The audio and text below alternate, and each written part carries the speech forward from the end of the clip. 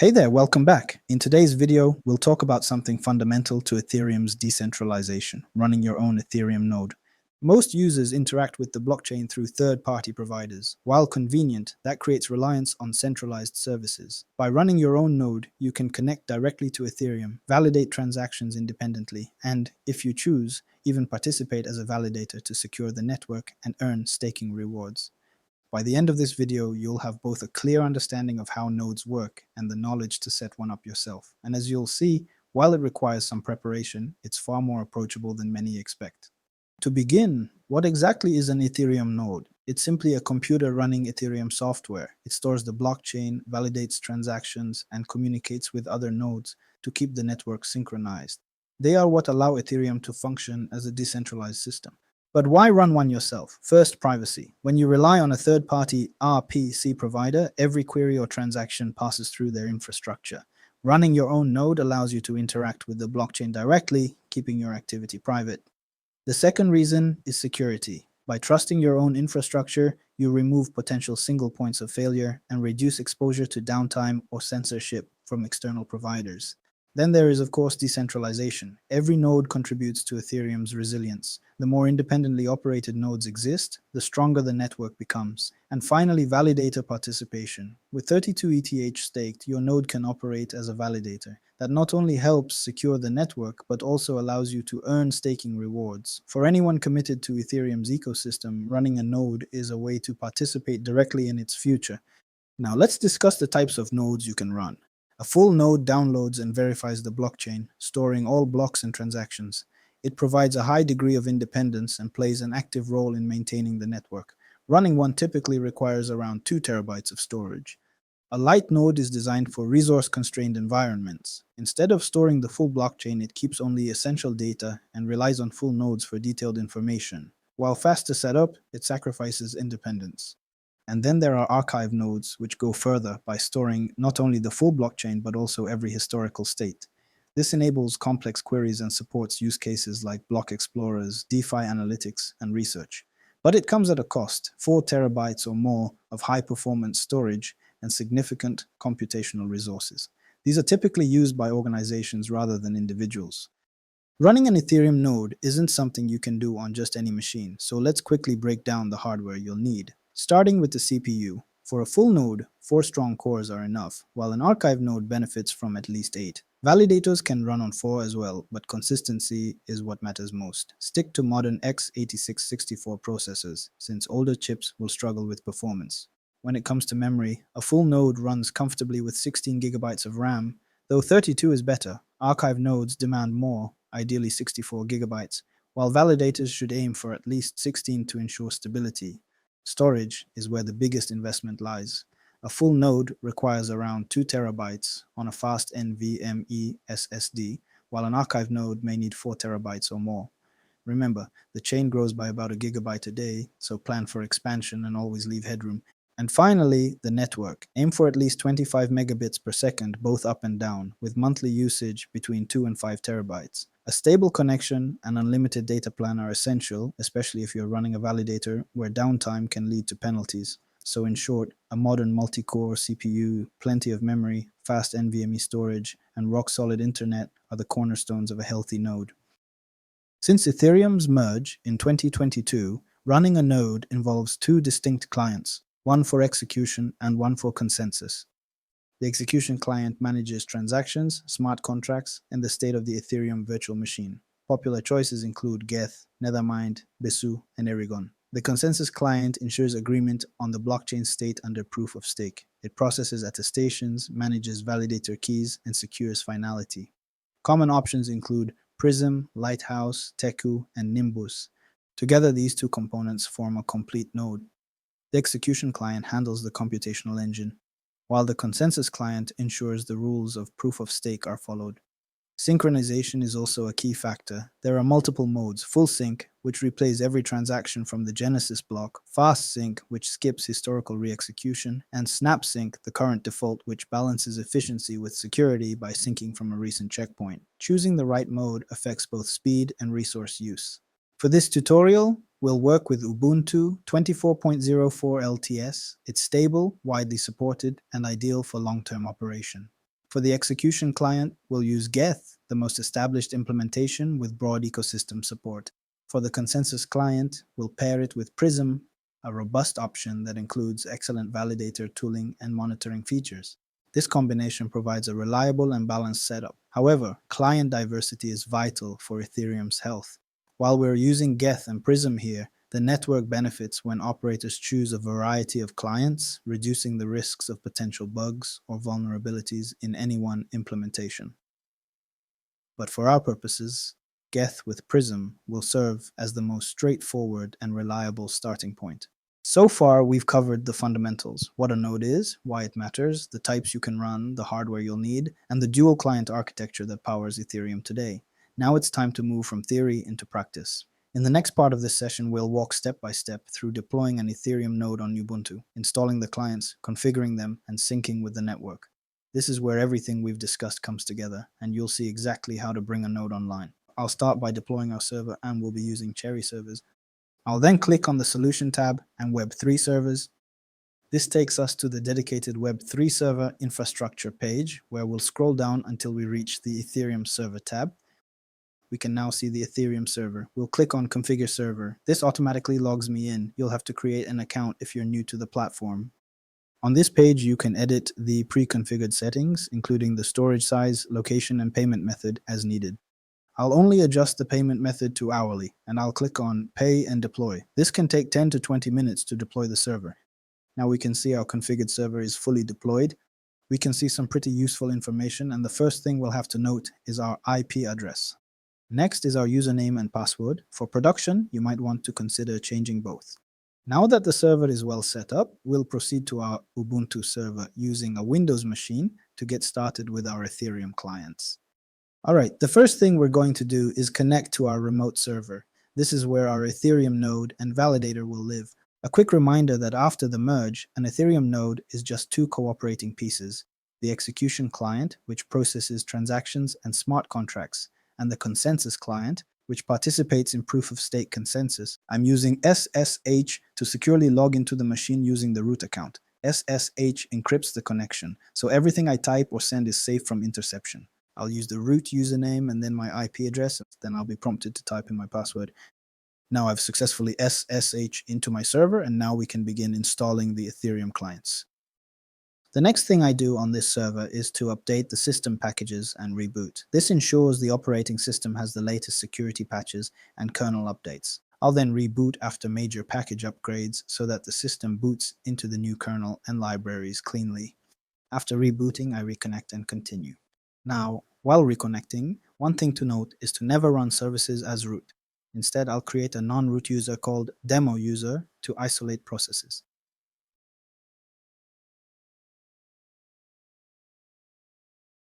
I'll create file permissions and group membership, ensure only the right users can read or write critical files like keys or secrets.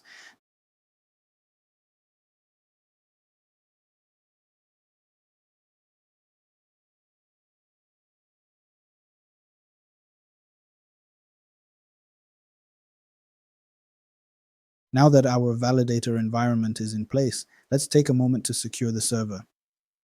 Ethereum clients communicate over the internet using specific network ports, and we only want to open exactly what's needed. We're configuring the UFW, or uncomplicated firewall. It's a built-in Linux security tool that controls which connections are allowed to reach our node. The 30,303 port, both TCP and UDP, is the main gateway for Ethereum's peer-to-peer networking. This is how your node discovers and connects to other nodes across the world, exchanging blocks, transactions, and consensus data.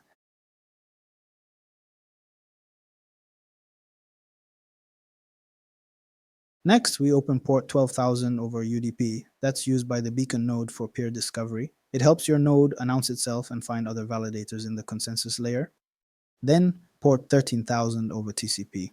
This one is used for the QUIC protocol, which allows faster and more reliable communication between nodes in modern Ethereum networking. We also open port 22 over TCP, the standard SSH port, so you can still log in remotely to manage your server. Without this, you'd be locked out, so it's always important to include it when enabling the firewall. Finally, we activate the firewall. Once enabled, UFW begins enforcing these rules, blocking everything else by default. When we check the firewall status, we should see each of these allowed ports clearly listed, a quick confirmation that our validator is secure yet fully connected to the network. Ethereum now runs with two clients, the execution client, which is Geth, and the consensus client, which is Prysm. They communicate through a secure token called a JWT secret. We're going to generate and store that secret securely. These commands create two dedicated users, one for Geth and one for Prysm, each with their own isolated home directory. Running them separately improves security and isolation. Next, we create a shared group named ETH. We then add both users to that group so they can both access shared Ethereum data, specifically the JWT secret file. Now we make a secure directory for the secret, and we give access only to members of the ETH group.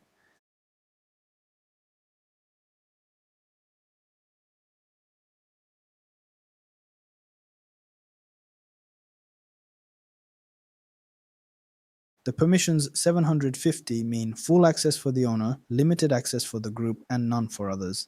Now I'll generate a 32-byte random hexadecimal string, our JWT secret, and save it to a file named jwt.hex. It's basically a shared password between the execution and consensus clients. Finally, we lock it down. Only root and members of the ETH group can read this file, no one else. Each client also needs its own data directory to store the blockchain and configuration files. Here, we're creating them under each user's home and assigning ownership properly, ensuring that Geth and Prysm can write to their own directories but not interfere with each other. Next, we'll install Geth, the Ethereum execution client. This handles transactions, smart contracts, and the EVM. These commands add the official Ethereum repository, refresh our package list, and install Geth.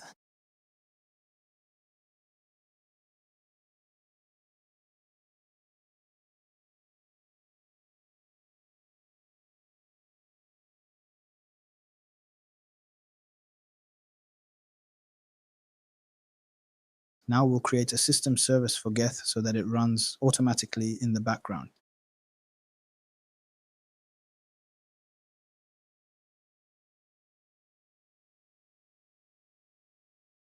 And paste this configuration. This tells the system when and how to start the service, only after networking is ready and how the service runs. It restarts automatically if it fails, and it runs as the Geth user we created earlier. It launches Geth in mainnet mode, enables HTTP API access for communication, specifies the data directory, and uses our JWT secret for authentication with Prysm.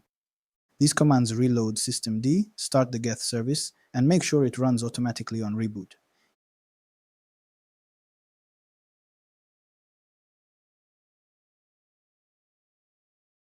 Here we check Geth's live logs. If you see the message post-merge network but no beacon client seen, it means Geth is waiting for a consensus client, and that's exactly what we'll set up next.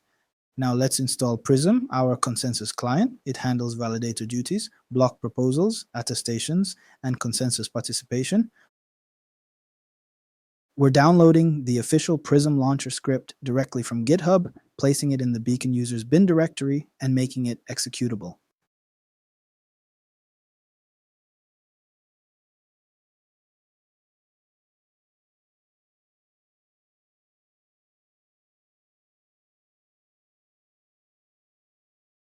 Now we'll define the service configuration. Paste this in. The suggested fee recipient is your Ethereum address. That's where validator rewards will be sent.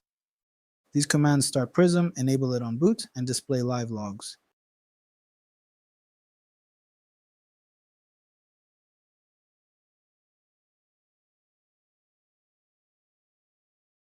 My beacon client is successfully connected to the Ethereum mainnet and is actively participating in the peer-to-peer network. Lastly, I'll work on the validator setup. I recommend generating validator keys on an offline air-gapped machine. I'll be using the ETHStaker Deposit CLI tool to generate my validator keys. I'll easily download the tool from the GitHub releases page. I'll download the Windows release version and unzip the file. Next, we'll open the folder in our command line. I'll run the deposit command to generate the mnemonic keys. I'm prompted to again run the command in an air-gapped machine. I'll then choose English as my language. I'll choose mainnet. I'll type in my intended password. I'll also paste in my wallet address. Let this be the same as the wallet address used in the consensus client. If you want to reinvest your staking rewards back into the staked principal to earn more rewards over time, you could type on yes. Now, I'll have to write down the seed phrase, then also type it out just to confirm. Finally, the validator keys are generated and the file path is shown. The validator folder contains two files. The deposit data file is the file that gets uploaded to the Launchpad and submitted on chain. Then the key store file is what the validator client needs to sign attestations. Now that my node is synced and my validator keys are set, it's time to prepare for validation. To do this securely, I'll create a dedicated validator user. You never want to run validator keys as root or even as the general demo user earlier created. It's too risky. I'll create a new user named Prysm Validator. The home flag sets its home directory. The disabled password option means no one can log in directly with a password. I'll use sudo instead. And the gcos part simply adds a description label for the account.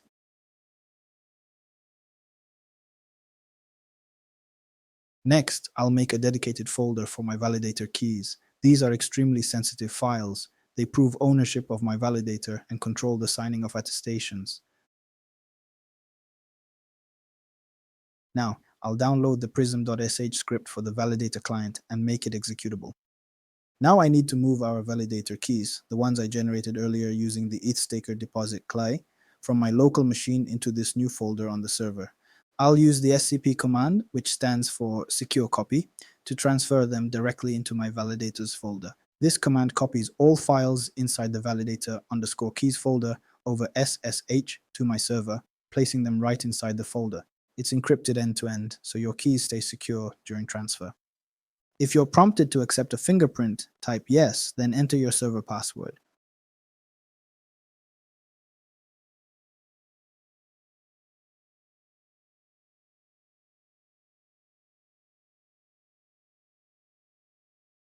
This lists all the files in the folder. You should see your keystore.json files. That means our validator keys are in place. Next, I'll lock down permissions even more. Only the validator user should be able to read these keys. The command ensures the folder and all its contents belong exclusively to Prysm Validator. Then restricts permissions so that only that user can access it. No other user, not even the Beacon or Geth accounts. This is vital. Anyone who gets access to your key store could steal your validator and your 32 ETH deposit with it. Now that my files are ready and protected, I'll import them into Prysm's validator wallet. I need to switch to the Prysm validator user first. This logs me into that account's environment. From here, I'll use the Prysm launcher script to import my keys. This command scans the folder, finds all key store files, and adds them to Prysm's internal wallet system.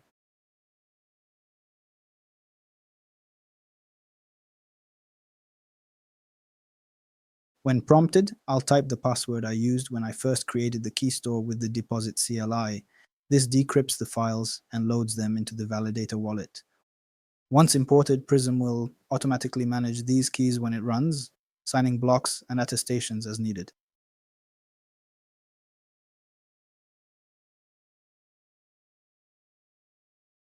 Now it's time to set up the validator service. This will keep my validator running continuously in the background, even after reboots.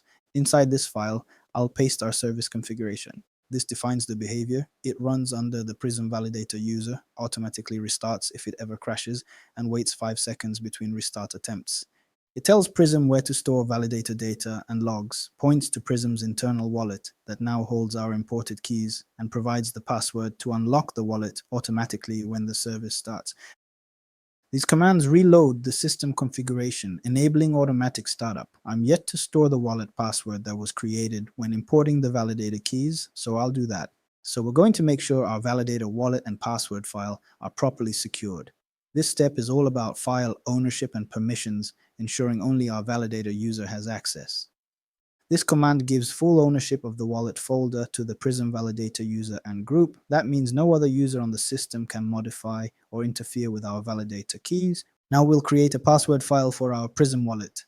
Finally, we'll lock down the permissions on this file so that only the validator can read or write to it.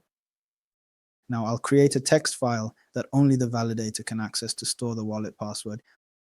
I'll edit the file and store the wallet password that I created when importing the validator keys.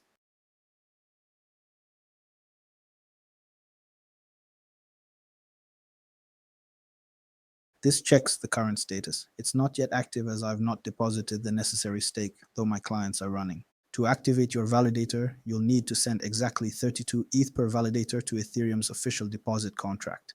This is done through the Ethereum Launchpad website. It walks you through every step, from connecting your wallet to verifying your deposit data. Always double check that you're using the official Launchpad site and the verified deposit contract address. This step is critical for your fund's safety. Please drop a comment if you have any questions, and don't forget to subscribe to the channel. Thanks, and see you in the next video.